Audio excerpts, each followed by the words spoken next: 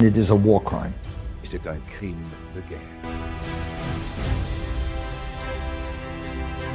And I am equally opposed to what President Trump is doing. Je suis tout aussi opposé à ce que fait le président Trump.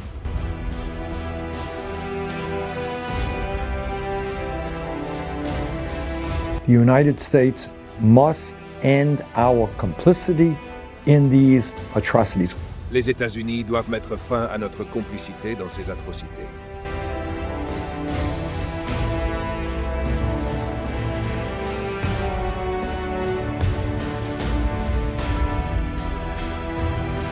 Dans cette vidéo, Bernie Sanders, le sénateur américain de l'État du Vermont, dénonce la guerre barbare de Netanyahou à Gaza, soulignant le grand nombre de victimes civiles et la destruction de l'infrastructure.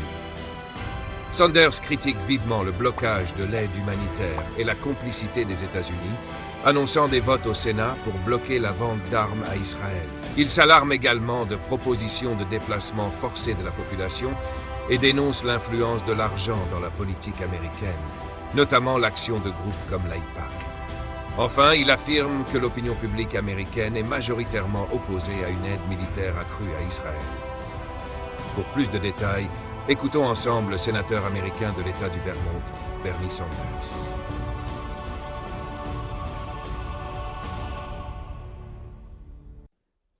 Merci de vous joindre à moi. Laissez-moi dire quelques mots à propos d'un problème qui, je le sais, préoccupe profondément des millions d'Américains.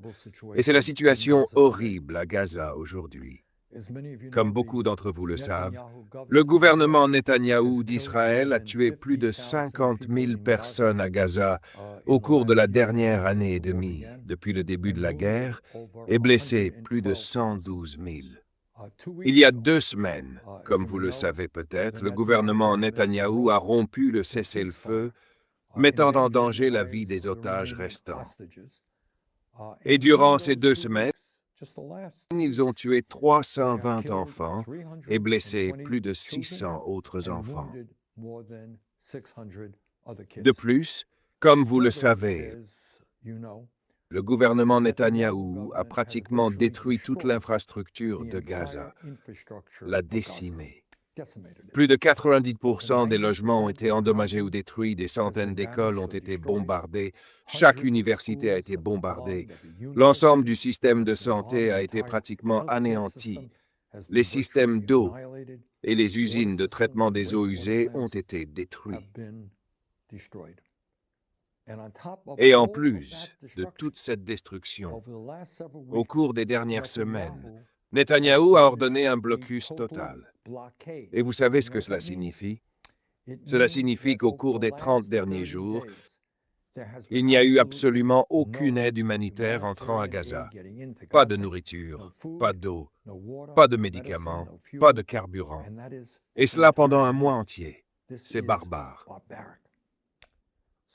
Soyons clairs, les États-Unis doivent mettre fin à notre complicité dans ces atrocités. Nous ne pouvons plus faire partie de cela. Et c'est pourquoi demain, je vais forcer des votes au Sénat sur 2 résolutions conjointes de désapprobation que j'ai introduites qui bloqueront près de 9 milliards de dollars de vente d'armes américaines à Netanyahou. Ces résolutions arrêteraient la vente de plus de 40 000 bombes, y compris des dizaines de milliers de bombes massives de 2000 livres qui peuvent raser tout un pâté de maisons. C'est à quel point ces bombes sont puissantes. Comme beaucoup d'entre vous le savent, je me suis fermement opposé à l'aide militaire sans condition du président Biden à Israël, et je suis aussi opposé à ce que fait le président Trump. Et laissez-moi juste mentionner quelque chose qui est presque difficile à croire. Aussi mauvais et horrible que tous ces meurtres et destructions aient été, il y a quelque chose qui se passe ou pourrait se passer qui est encore pire. Ces derniers mois, le président Trump et des responsables israéliens ont ouvertement parlé de forcer, d'expulser de force les 2,2 millions de personnes de Gaza pour faire place à ce que Trump appelle une Riviera. une sorte de terrain de jeu pour milliardaires. Pensez-y. Imaginez qu'après toutes les souffrances que les hommes, les femmes et les enfants à Gaza ont subies, Trump et Netanyahou envisagent maintenant de forcer des millions de personnes à quitter leur patrie afin de créer un terrain de jeu pour les riches. Et soit dit en passant, comme je suis sûr que vous le savez, il y a un terme pour cela. Et ce terme est nettoyage ethnique. Et c'est un crime de guerre. Laissez-moi conclure en mentionnant quelque chose que la plupart d'entre vous savent déjà, à savoir que nous avons un système de financement de campagne corrompu dans lequel les milliardaires peuvent dépenser des montants illimités d'argent à travers leur super PAC pour acheter et vendre des politiciens et influencer la législation. Elon Musk a menacé tout républicain qui pourrait voter selon sa conscience d'un adversaire bien financé aux primaires. Vous votez contre moi? Eh bien, devinez quoi? Nous avons des montants illimités d'argent. Nous sommes prêts à vous battre lors des prochaines élections. Et l'AIPAC, le Comité américain des affaires publiques d'Israël, a fait de même.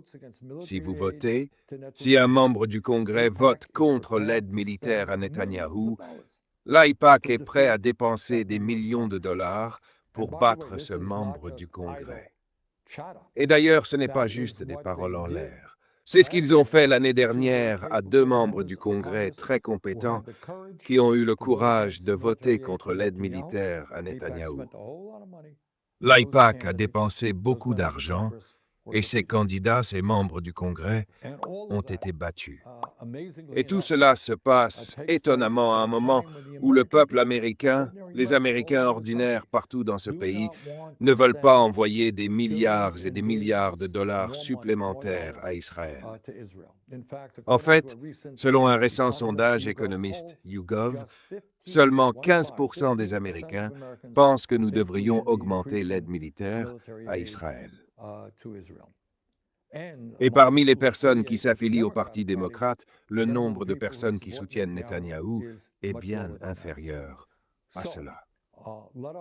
Alors, allons de l'avant ensemble en faisant ce qui est moralement juste et en fait ce que le peuple américain veut, c'est-à-dire plus d'aide militaire au gouvernement Netanyahou pour continuer leur guerre barbare contre le peuple palestinien. Merci beaucoup à tous. À bientôt. Merci d'avoir suivi cette intervention du sénateur américain Bernie Sanders sur la situation à Gaza et la politique américaine en matière d'aide militaire. Pour continuer à suivre l'actualité internationale et les prises de parole majeures qui marquent notre époque, abonnez-vous à la chaîne. N'hésitez pas à liker, commenter et partager cette vidéo pour encourager un débat constructif et mieux informé autour de vous. Votre avis nous intéresse. Que pensez-vous de cette analyse? Exprimez-vous en commentaire. À très bientôt sur Actualité Brûlante.